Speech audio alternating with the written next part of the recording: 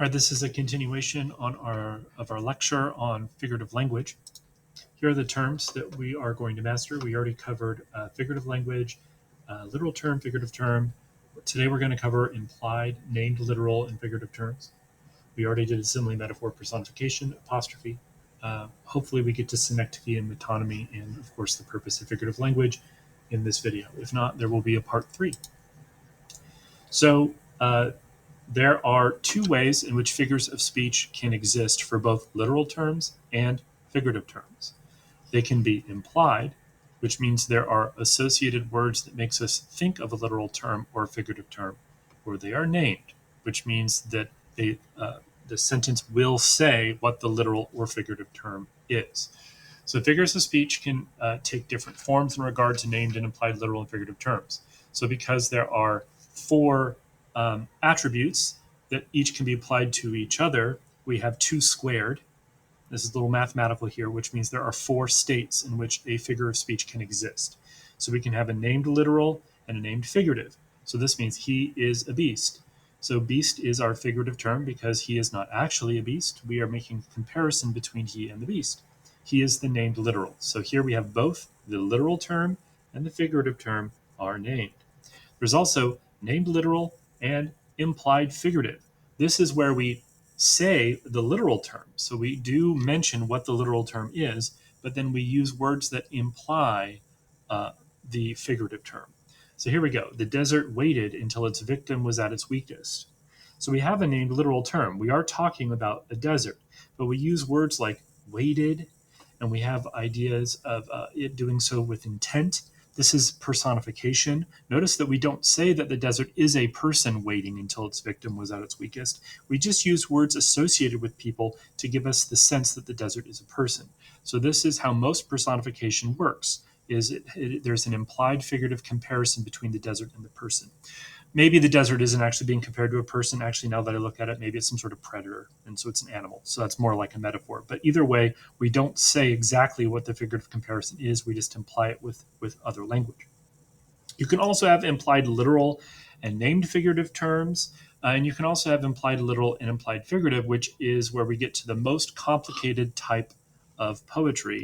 And we'll see that an example of that shortly. So here we have a poem from Emily Dickinson that uses the dreaded implied literal and implied figurative terms. We have the word it. See, it is a pronoun, and the word to which a pronoun refers is called an antecedent. The poem never says exactly what that antecedent is. So this means that we have an implied literal term. We also don't have the exact figurative term. Instead, we have words that are associated with it. Let me read the poem to you, and then I'll give you a chance to see if you can figure it out. All right. It sifts from leaden sieves. It powders all the wood. It fills with alabaster wool the wrinkles of the road. It makes an even face of mountain and of plain, unbroken forehead from the east unto the east again. It reaches to the fence. It wraps it rail by rail till it is lost in fleeces. It deals celestial veil to stump and stack and stem. A summer's empty room, acres of joints where harvests were recordless but for them. It ruffles wrists of posts as ankles of a queen, then stills its artisans like ghosts, denying they have been. So the first question is, what is it? So let's see if we can figure out with it just what it is just from the first stanza, the first 4 lines. So we have the idea of sifting. Sifters, like sieves, they use this in baking, and you put like powdered sugar, or you put flour or both, or some combination of substance, and then you use the sifter to sort of have this white powder, usually sand. If you're on the beach, I guess you could use a sifter, or flour, or powdered sugar, and it sort of falls down in white powder.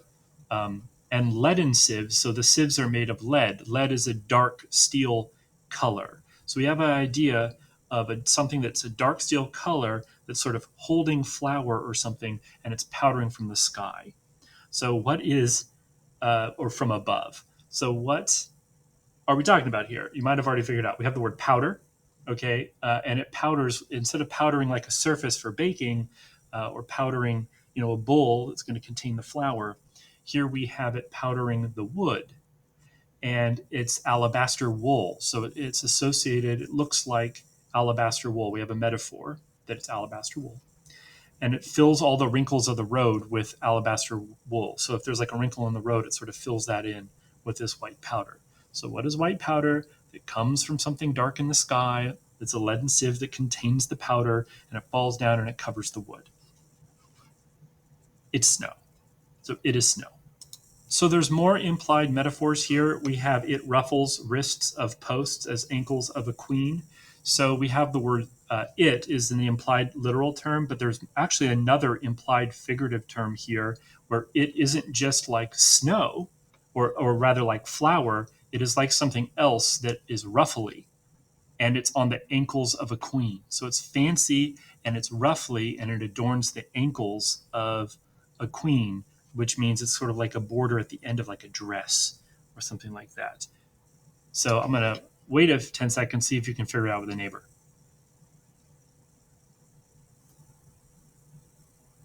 It here is being compared to lace. Notice that the word lace is not here, but the idea of ruffles and it's around the ankles of a queen implies the figurative term lace. So here again, we have implied literal, implied figurative. So more here, if you didn't get it, the leaden sieves are the clouds, the dark steel-colored clouds from which snow comes. Alabaster wool. Alabaster is a stone smooth substance, smooth stone, and it's white, and wool is fluffy and soft. So this is actually very ingenious here because snow is both soft, but like when it falls and it's fresh, it has this kind of like stone-like luster to it, almost like it's solid. If you ever seen fresh snow, you think it's actually quite hard, but then your hand goes right through it like powder. So it is sort of a contradictory material. So we have two contradictions here, wool and alabaster, both white, one soft, one with this sort of smooth, hard surface. Down here, we talk about the face of a mountain, and it makes an even face of the mountain. So you get the idea of the mountain having like a bunch of wrinkles in it and a bunch of crags, and then the snow kind of comes on top and smooths it over into something that's very smooth. And that's also the unbroken forehead. So we had the idea that the mountain face is now a figurative face, like it's like got an actual human face, and it's an unbroken forehead. So when you think of like a broken forehead, a wrinkled forehead, you might think of someone with old age, but I actually think of someone with like a tense expression on their face, like anger or frustration. But the snow kind of smooths that over in this calm, peaceful beauty. Okay, so that's just me just kind of talking a little bit about a poem. Here is a question. What is the difference between an implied and named, figurative, or literal term? See if you can articulate this with a neighbor. I'll wait 10 seconds. You can pause the video, and we'll move on.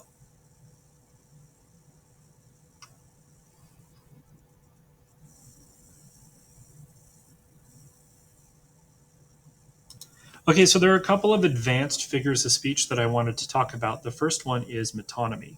It's pronounced metonymy. Metonymy. Metonymy. Metonymy. Metonymy is a figure of speech where you use something closely related to the thing that is actually meant. So you don't say the actual literal thing. Instead, you substitute in the place of the literal thing that you mean something related to it. Here's some examples of it. Hit the gas.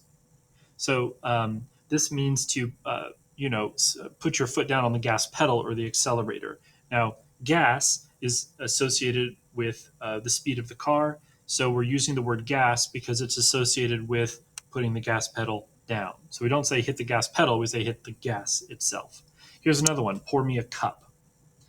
When someone says pour me a cup, they don't like hold out their cup and want you to put little tiny cups in their larger cup and fill it a cup with cups. Instead, we use the word cup because it's closely associated with the substance inside of the cup. So you can shorten pour me a cup of coffee to just pour me a cup. Here's another one, give me your word. And some of these are kind of dead metaphors, which means we don't even like recognize that they're metaphors anymore because they've become sort of idiomatic expressions. We saw this yesterday with the expression happy as a clam. Like we don't even understand what that means anymore. But give me your word. Here, word is associated with promises because promises are made up of words. So we don't say give me your promise, we say give me your word. Words are associated with promises. Synecdoche is a type of metonymy, and it's really not worth your time to learn the difference because all synecdoches are metonymy, and you can just always just say metonymy. But for those of you interested, a synecdoche is the use of part of something to refer to the whole.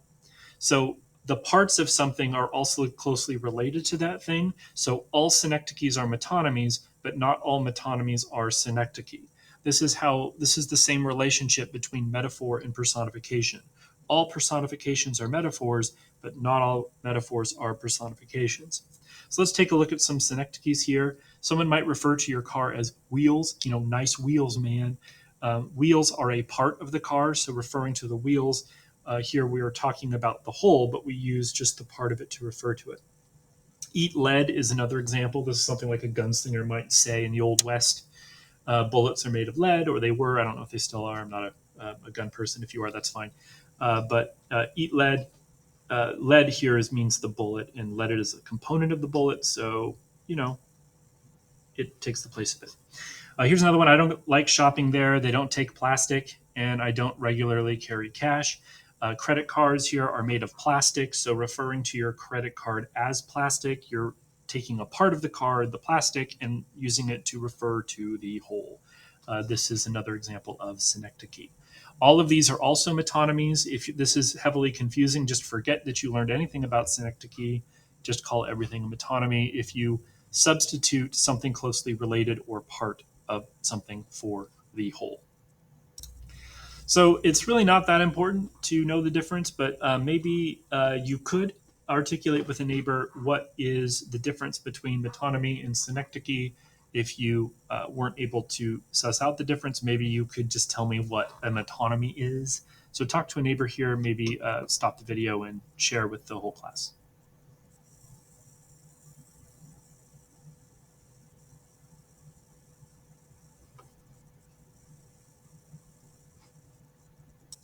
So now we get to the so what part. Identifying figurative language is actually not a very high cognitive task.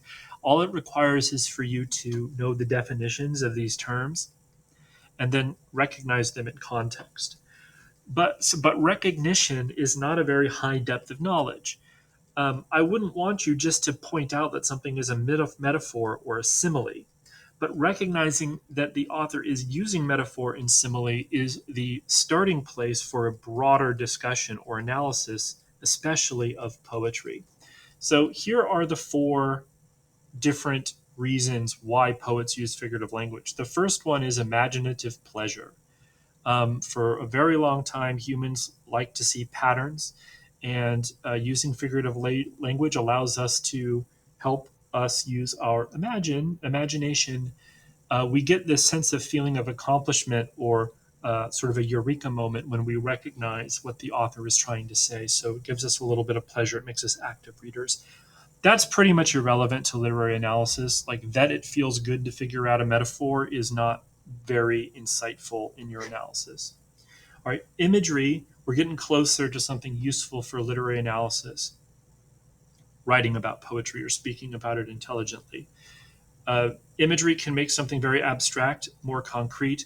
Like describing love is very difficult to do because it's an abstract idea, or fairness or freedom or justice. So we can compare those feelings of freedom or justice, fairness, love, whatever, to something more concrete, like colors or shapes or textures or what have you. So it allows us to add a little bit of imagery. It also shapes our emotions because all concrete nouns, all people, places, or things are on a spectrum of positive and negative. So by comparing something to pleasant things, we can shape the mood or the tone of the poem. The tone being the author's attitude. Like if we compare a person's face to a pepperoni pizza, we are being very harsh towards that person, probably. Pepperoni pizzas may be delicious, but imagining a face that looks like one is maybe not the most flattering way to describe a person. So metaphors can help shape our feeling, the tone of the author, also the mood. The mood is the way you feel when you read something. Like you could, Edgar Allan Poe uses a lot of comparisons to graveyards and dark-winged birds and howls in the night and scary stuff, and that kind of makes you feel a little spooky when you read a thing. Also, figurative language concentrates language, and this is probably the best target. I would say that these are ranked in order of importance for what you should write about when discussing like poetry or any kind of like creative writing that uses figurative language. Um, Concentrating language is probably the key target. Think about this expression. I'll pause the video in a second. Life is like a candle. You could probably, you should be able to, with a neighbor, think of 3 different ways in which life is like a candle, like what the author might mean. So I'm going to pause the video and let you talk about it, and then I'll tell you some of my thoughts about it. So see if you can figure out and share maybe to the whole class. I'll pause for 10 seconds.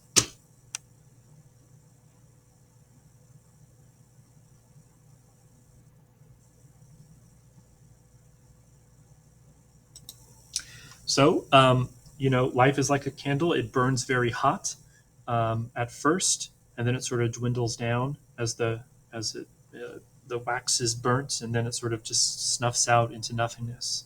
Kind of seems like a life.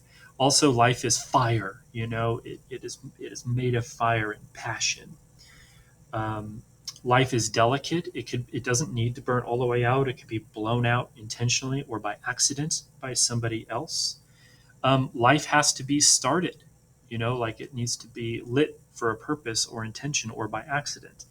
But like there is the will of another person that brings about life. It seems to be pretty relevant.